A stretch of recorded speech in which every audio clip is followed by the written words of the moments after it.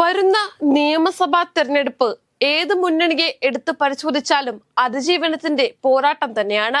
UDFന് സ്വന്തം നിലനിൽപ്പ് പോലും അപകടത്തിലായ സാഹചര്യത്തിലാണ് തെരഞ്ഞെടുപ്പ് നടക്കാനിരിക്കുന്നത്. ഇടതിനും തുടർഭരണം അനിവാര്യമാണ്.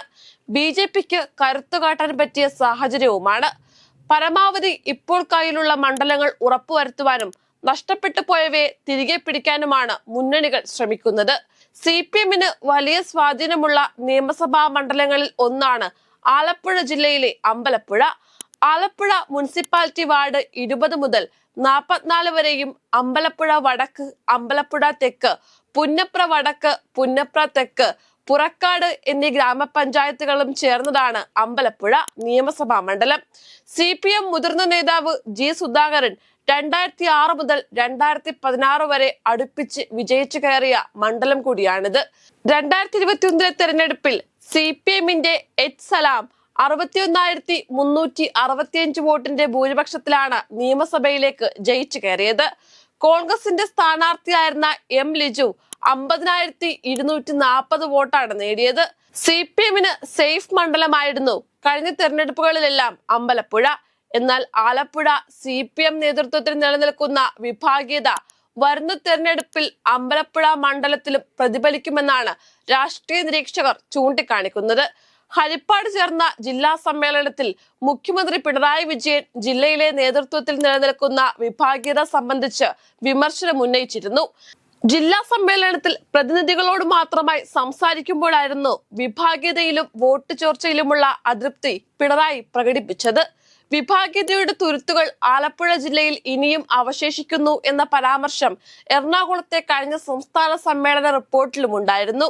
3 വർഷം കഴിഞ്ഞിട്ടും അതിപ്പോഴും തുടരുന്നതിലുള്ള അതൃപ്തിയാണ് മുഖ്യമന്ത്രിയുടെ വാക്കുകളിൽ അന്ന് പ്രതിഫലിച്ചത്. നഷ്ടപ്പെട്ട വോട്ട് തിരികെ പിടിക്കണമെന്ന നിർദ്ദേശവും മുഖ്യമന്ത്രി നൽകി. ആശയപരമായ ഭിന്നതയേക്കാൾ നേതാക്കളുടെ പേരിൽ അറിയപ്പെടുന്ന ഗ്രൂപ്പുകളാണ് ആലപ്പുഴയിലെ CPM വിഭാഗീയതയുടെ പ്രത്യേകത. വിഭാഗീയ പ്രവർത്തനം നടത്തുന്നവർക്ക് ഏതെങ്കിലും നേതാക്കളുടെ പിന്തുണ ഉണ്ടാകുമെന്ന് കരുതരുതെന്ന് മുഖ്യമന്ത്രി മുന്നറിയിപ്പ് നൽകിയിരുന്നു. ലോക്സഭാ തെരഞ്ഞെടുപ്പിൽ നഷ്ടപ്പെട്ട ജനപിന്തുണ വീണ്ടെടുക്കണമെന്ന നിർദ്ദേശം പാർട്ടി സംസ്ഥാന കമ്മിറ്റി മുന്നോട്ട് വെച്ചിരുന്നു. മണ്ഡലത്തിൽ CPMനെതിരായ വികാരം സൃഷ്ടിച്ച മറ്റൊരു സംഭവമായിരുന്നു അമ്പലപ്പുഴയിൽ നടന്ന ഏരിയ സമ്മേളനത്തിൽ നിന്നും G. സുധാകരനെ ഒഴിവാക്കിയത്. G. സുധാകരന്റെ പറവൂരിലെ വീടിന് തൊട്ടടുത്താണ് CPM ഏരിയ സമ്മേളനം നടന്നത്. എന്നിട്ടും ഉദ്ഘാടന ചടങ്ങിലേക്കും പൊതുസമ്മേളനത്തിലേക്കും അദ്ദേഹത്തെ ക്ഷണിച്ചില്ല. ഇതും മണ്ഡലത്തിൽ പാർട്ടിയുടെ പ്രതിച്ഛായയ്ക്ക് മങ്ങലേൽപ്പിച്ചിരുന്നു.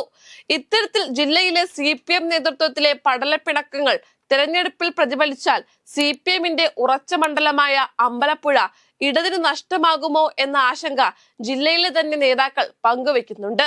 പാർട്ടിയിലെ ഈ വിഭാഗീയതയെ പ്രചരണായുധമാക്കാനാണ് UDFന്റെ നീക്കം.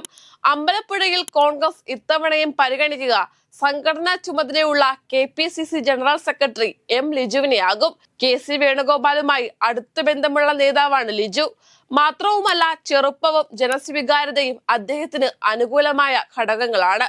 നിലവിലെ സർക്കാരിന്റെ ഭരണവിരുദ്ധതയും ജില്ലയിലെ CPMൽ നിലനിൽക്കുന്ന വിഭാഗീയതയും കൂടിയാകുമ്പോൾ തെരഞ്ഞെടുപ്പിൽ ജനം ഇടതിനെ കൈവിടുമോ എന്ന് കാത്തിരുന്നു കാണാം.